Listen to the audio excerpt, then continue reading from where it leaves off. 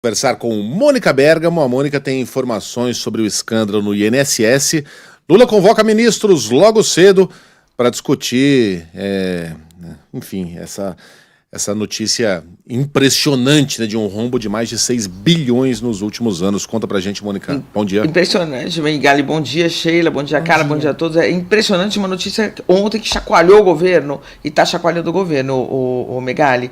Essa reação à crise, né, do INSS, que explodiu com esses descontos não autorizados em aposentadorias e pensões, foi discutida logo cedo. O Lula acordou cedo, né, e convocou os ministros da Justiça, Ricardo Lewandowski, da Controladoria Geral da União, Vinícius Marques de Carvalho, da Previdência, Carlos Lupe, o superintendente da Polícia Federal, Andrei Rodrigues, para uma reunião de emergência com suas respectivas equipes de comunicação, inclusive. Quem comandou essa reunião foi o Sidônio Palmeira, né, que é justamente o ministro que cuida de toda a comunicação do governo, né? A ideia era elaborar um discurso unificado para enfrentar essa crise, né, de modo a não gerar mais ruído em torno dela, Megali, porque tem uma coisa curiosa, quer dizer, não é que tem uma coisa curiosa, são coisas, o governo demorou muito, né, o INSS demorou, não agiu, né, com eficiência em torno dessas denúncias, né, de que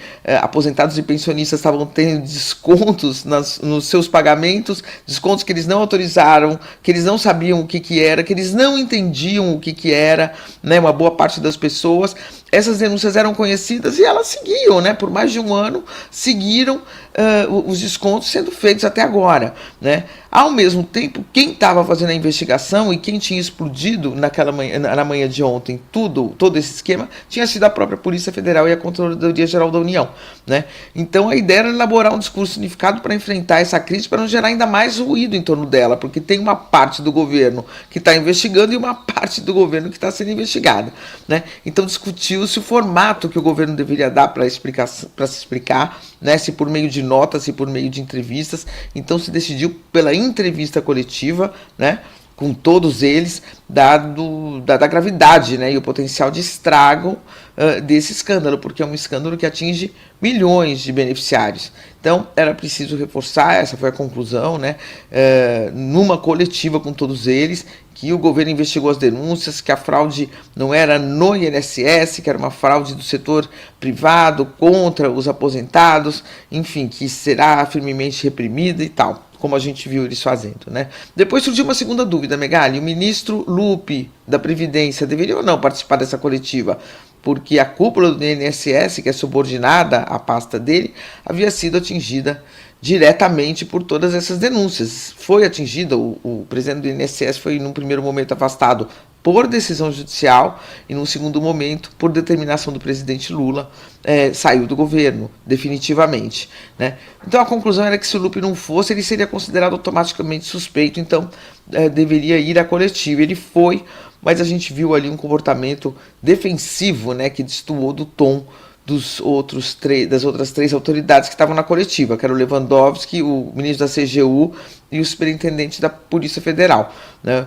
O Lupe ficou um pouco mais na defensiva, foi uma participação considerada por outras autoridades constrangedora e, enfim, que atrapalhou ali aquela vontade do governo de falar, não, estamos reprimindo, vamos reprimir, doa quem doa, né?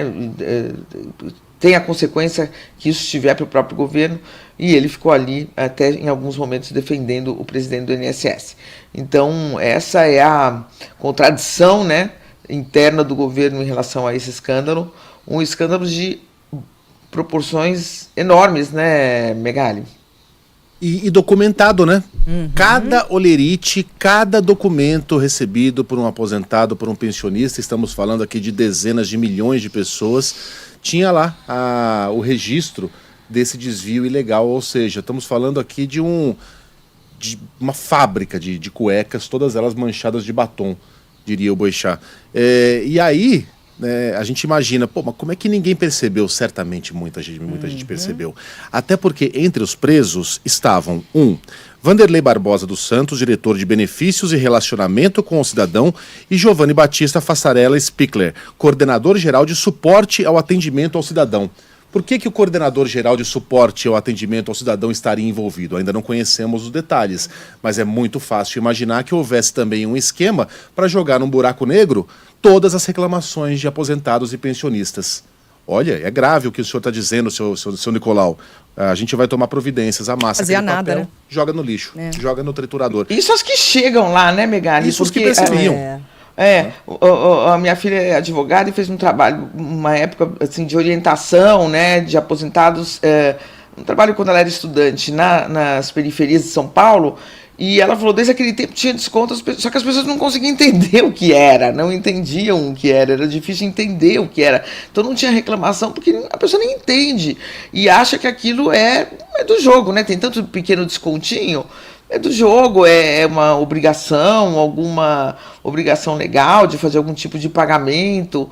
Realmente é uma coisa absurda e que há bastante tempo era conhecida, né, Megali? Não foi uma coisa que apareceu no mês passado, né? E o INSS já sabia que isso estava acontecendo e deixou, e a coisa seguiu acontecendo. É inacreditável. E o ministro, a condescendência com que o presidente Lula está tratando o ministro Carlos Lupe é impressionante.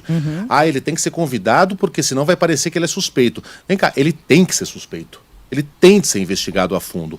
Ainda que não tenha nenhuma relação, ele tem de ser, então, culpado por uma brutal incompetência. Se não sabia do que estava acontecendo debaixo do bigode dele. Porque, veja, esse esquema começou no governo Bolsonaro. É verdade.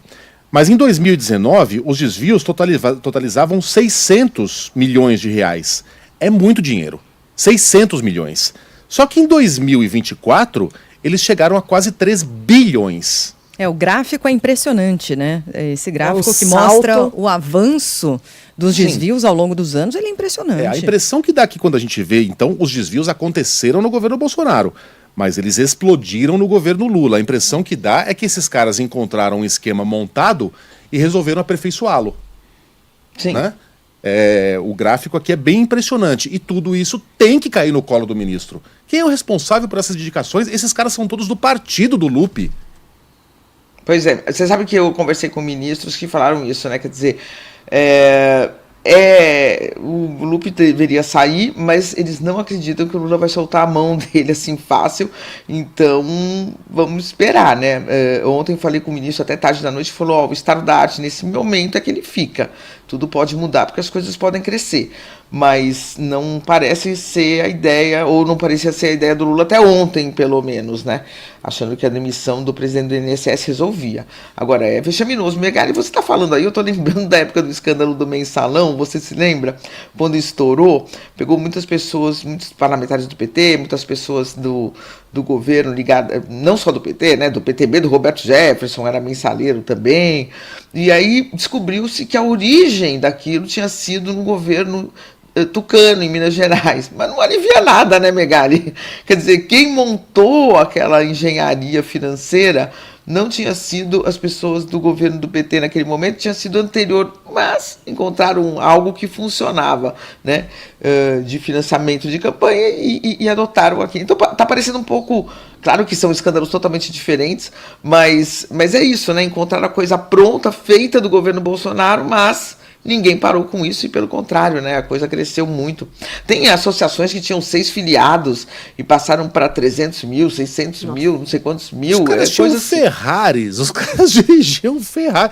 Eles tinham um quadro lá de quem que era? Era um Portinari, não, de Cavalcante? Não lembro. Quadro, assim, obras de arte. Os caras são servidores públicos, Mônica.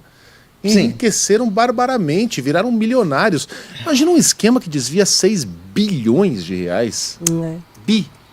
E de pouquinho, parecia que ninguém ia perceber, né? Grão em grão. Não para de chegar mensagem de ouvinte aqui, Mônica, descrevendo a mesma coisa. Por exemplo, o Oswaldo de Jaguariúna. Sou aposentado e apareceu, ele colocou entre aspas, um desconto de R$ 85,00 no meu benefício. No aplicativo Meu INSS tem como bloquear o desconto, mas a maioria dos aposentados não sabe usar o aplicativo. Pois é. Ele sabe, ele conseguiu fazer isso, mas antes teve o desconto, né, Oswaldo? Ele percebeu depois. Mas é um monte de mensagem que está chegando nesse sentido por aqui. Vai ser devolvido esses R$85 para ele, será? Não sabemos. Vamos trocar essa não ideia. sabe responder isso, porque não tem prazo, né? Não tem prazo. Vai pagar como? Quem vai pagar como? Exato. Não tem prazo. Não, realmente, gente, é uma coisa de uma imaginação absurda, né? Realmente é E isso, né? Você sabe que um dia eu tive uma tia que teve um problema, fomos na Caixa Econômica Federal e a gerente deu uma seguinte orientação, que não foi o caso aí, porque o caso aí ninguém foi consultado, né, Megali? Era o desconto, chegava e acabou. Mas quando receber telefonema de banco, desliga na cara, rapidamente, porque sempre é uma pegadinha. Mas no caso aí não teve nem o telefonema, né? Não teve nada, realmente o desconto veio e ninguém percebeu, ou se percebeu não entendia o que era, e se entendeu teve dificuldade para bloquear. É inexplicável a demora. Conseguiu passar por tudo isso para naqueles cavalheiros que eram os coordenadores do atendimento ao cidadão. Então estava tudo bem amarradinho, mas essas coisas uma hora encontram a luz, né? Exatamente, e de fato a CGU fez o seu trabalho de investigação. Agora, Megali, tem uma coisa que tem que ser diferenciada, né? De fato, quer dizer, a Controladoria Geral da União, a Polícia Federal, tem os méritos de fazer a investigação. Só que a investigação é para chegar no culpado. O INSS poderia ter bloqueado esse esquema muito antes, não precisa da Polícia Federal para bloquear um desconto ilegal, né? Então você primeiro bloqueia e depois você vai atrás dos culpados, concorda? Quer dizer, a investigação tem um mérito, mas ela não alivia quem não fez o que tinha que ser feito, né? Que era bloquear administrativamente esses descontos e fazer uma averiguação, um pente fino gigantesco, que não foi feito, né?